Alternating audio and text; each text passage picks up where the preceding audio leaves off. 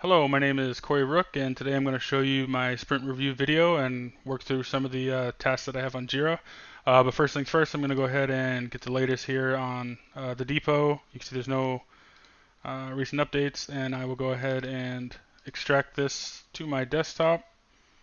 So here it is right here, and extract all, browse, desktop, and start that downloading. Just so you can see, I have the latest version of our build, which is BAL build 5 out of 5. So once this finally gets uploaded, I will go ahead and open it. Here it is right here, Windows, and there's our build. So we will get that started. Let's see it open up. Come on. There it is. So Game Haven is started. While that's loading up, I will go over to here and Jira, and I'll open up the Epic just because it's easier to see that way. You can see all the tests that we had. The first one I'm going to go over is remove the ice ability from the player. So go ahead and click on that. And you can see, I'll read the description. It says this will be a complete removal of the ice ability from the player. This will help shorten the length of the game by reducing the number of mechanics introduced to the player. It was also determined that the addition of moving platforms in the game made the wall jump ability a little bit unnecessary. As a team, we decided that. So since we're deleting an entire mechanic, we had to create an updated IPM for the mechanics that were being introduced, and I have that right here. It took a total of a day, 4 hours, and 20 minutes to complete this task. And I'll just go over the completion criteria, and then down here below I have a older build that has the ice ability in it. So I'll show you the abilities that you could do before, and then I'll show the more recent one without those abilities. But the whole purpose was to remove the wall jump ability when in ice mode, remove ice attack when pressing the left mouse button, remove visual effects and sound effects when in ice mode, remove the actual ice spike blueprint itself and the water block blueprint, and then change the input switch so that it will go to electric mode instead of ice. That was on key number 3. It would have switched to electric originally, but now it switches to ice. And then verify that the player can no longer use ice ability. So we'll go ahead and open this up. We'll just go to any level. We'll say level 2. So this is in the older build. And as you can see, switching to 2, we'll go to fire, pressing the 3 button. Oops, I forgot. My apologies on that. Level 3 didn't have the ice ability. We'll go to level 2 didn't have it. We'll go to level 3. So by this point, the player has collected the ice ability. So you can see you can switch to 2, and then you collect the electric ability. 3 will go to the ice ability, and 4 would go to electric. In the ice ability, you had the option to wall jump, so you could wall jump off of any wall. You also had the ability to shoot an ice spike. And as you can hear and see visually, the character turns blue. They have this like frost coming off of them, and then you can hear a sound effect as well when they're in ice mode. So going back to the more updated version of it, the BA build, we'll go to we'll go to level 3, so just to keep it even. So now you can see you collect the ability, and now it will go from number 1 key being melee, number 2 being fire, and then 3 goes straight to electric, and there's no option to go to ice ability. It's been completely removed. Alright, so that was my first task. So we'll go back to the Epic, and my second one was to add a sound slider to the options menu. So I'll go ahead and open that up. User story. As a player, I wanted to be able to adjust the volume of the game so that I can hear the game properly. Completion criteria. I was going to make a slider in the options menu widget. Label it as sound effects, and then have the slider go from left. Or when it goes to the left, the sound will go down. When it goes up to the right, it will increase the volume. It took 5 hours total for this, and we'll go ahead and open up our more up-to-date build, and I will show you that. So you can hear the music playing. If you go hit the pause menu and go to options, you have a music volume slider and a sound effects volume. So if I adjust this, you can hear the sound go down for the music. If I go up, the sound increases. We'll put it a little bit lower so you can hear the sound effects. So if we go to the game, sound effects is everything from staff to jumping to switching between the abilities and all the different sound effects that go with that. So if we were to hit the pause button, go to options, and we'll turn that down quite a bit, you can hear the sound of the electric go down, and all the other sound effects are down as well. If you hit pause again and crank it all the way up, you can hear that now the sound effects are a lot louder. And that was it for that slider, for that task I mean. A third one that I had was rework the enemy AI. So for enemy AI, enemy AI needed adjusting so that it will smoothly transition between states. The states include attacking, wandering, alert, and blocking. So completion criteria was adjusting the wander state of an enemy, adjusting the AI sensing so that when the player is sensed, they will run at you. Enemy will attack the player when in range. The player will take damage when attacked, and then adjust the collision settings for the enemy. So this took 2 days and 2 hours to complete. So we will go ahead and open it up in a previous state, just to show kind of how the enemy was reacting before. Oh, well, fell into the lava. You know what? We'll go ahead and open it up on another level, because with an enemy that's there right away. So we're going to main menu and go to level 4 instead. I know there's an enemy right in the beginning. And as you can see right off the bat, the enemy in the previous build was just kind of standing there, not really moving, kind of confused of where it needed to go. And it didn't really have a very good wander state. It did kind of move towards you, but it would start like switching between blocking and not really attacking right away. And again, if you got a certain distance away, it would just stop and kind of go to the confused state again. So to fix that, if we go to our other game, I'll open up level 4 in this one as well. So not options, go to main menu, yes. We'll open up level 4 again.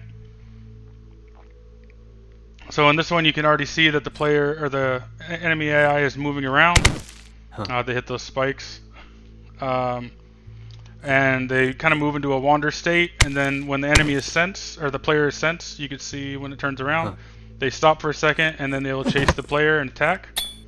So they got a little bit more advanced AI in that, and you can still go up and attack them and defeat them. So yeah, that was reworking the AI a little bit to be a little bit more fun and not just stand there and stare at you like they were doing before. We'll go back to the main menu. So those were the 3 tasks that I did in Jira. However, when we were getting our playtest videos back, sorry, I hit the wrong button. When we were getting our playtest videos back, there was a couple bugs that were noticed by some of the other playtesters. So I made a couple of tasks in here for fixing bugs. So we'll go over this one. The first one, as a player, I don't want the enemy to move after dying.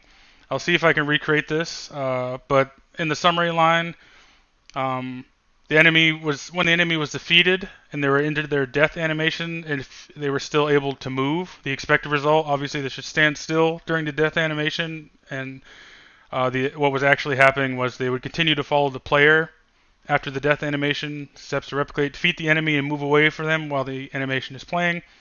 The severity was low because it was kind of just a visual bug. It didn't really affect the gameplay. It just kind of you kind of lost immersion, I guess, a little bit, because it was like, why is the enemy moving after it's been defeated?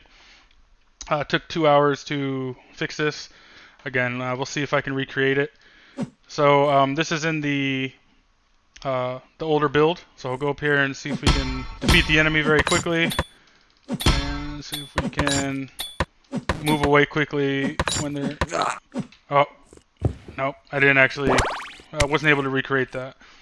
Let's see, we'll give it another shot. We'll go to main menu and level select, level 4. I was in the middle of an animation during it, so it kind of acted strange.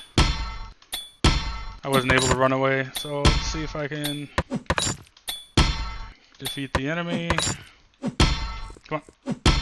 Come on. I'm not able to recreate it, but I did see it in the playtest video that happened. But it has been fixed. And the way that we fix that is if we go to our other build, we'll go to level 4 again, because again, enemies right there.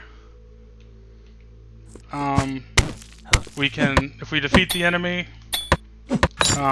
you can see that the enemy kind of dies a lot quicker. They just kind of kneel over and then disappear. That kind of helps with the moving, right? They won't move. But also, I have in the coding when they're dead, it disables the movement for the character, so the enemy cannot move once they become in the dead state. So that was one bug that I fixed in the new version. We'll go back to Jira. So another bug that was in there was I don't want the enemies to attack after they have died. So in this one, summary was after the player is defeated and goes to the death animation, they're able to attack the player. Obviously, when the character dies, they should just not be able to attack. And the actual result of what was happening was they would get one last attack in while their death animation was playing. So steps to replicate: after defeating an enemy and dropping the health bar to 0, they'll attack during a death animation. This happens sometimes. Again, we'll see if we can get it to replicate again. Again, the severity was lower. It doesn't break the game, but it kind of breaks the flow of the game and puts a disadvantage against the player, because they basically the enemy gets a free hit in their death. And again, it took 2 hours for this to be completed. So we'll go to level 4 again in the older build, and we'll see if we can get this guy to do that. He's blocking a lot. That was one thing I fixed as well in that I didn't mention in the other video when I was reworking the enemy AI. I adjusted see how he was in the dying state. If I wasn't blocking, I actually got hit. So that was an issue. Obviously, that was happening. They were trying to get in a free hit. So if I were to go to this, sorry, it's switching in between both of these to show what change is getting used to a little bit. So we'll start the level out. Got hit by a spike right off the bat. That's not good. Alright, and we will hit the enemy, and you can see when they died, they didn't get that free attack in. So that was a thing that we fixed in the game. One of the bugs. And for the last thing that I did, I will go down and show you. So the last one was, as the player, I don't want to use the flame ability while blocking. So in this one, the player could hold the block and use the flame ability at the same time. That was a summary. Expected, obviously they could either block or flame, but not use both. And the actual result was you can hold block, making the player invincible, and then attack them with the flame ability. So steps to replicate: just hold down the right mouse button to block, and then hold the shift button at the same time. So you can see this was a medium severity. It doesn't break the game. It just makes enemies easier to defeat. Kind of feels like a cheat code in a way. It took 2 hours as well for this. So we will go ahead and open up the previous build. So we will go to, oh, I guess I didn't need to go to another level. I could have just showed you right there. But when you're in the fire ability, you can hold block and then just hold down the shift key and just basically move around, and you're invincible. And you can just defeat the character and take 0 damage. So that was obviously a problem. So in the new build, if we again, I don't need to quit. Now if we switch to flame ability and hold block, and I hit the shift key, nothing happens. I have to actually get out of block mode, and then I can do that. And also while I'm in block mode, I hit the right mouse button, and I can't do both at the same time. I have to either do one or the other. So that was one bug that was fixed as well. And with that, let me just double check, and I believe that is all the tasks that I did. Yes, this one's for I got to complete the sprint retrospective, but everything else that I have been completed, I've gone over. That is all I got. Thank you.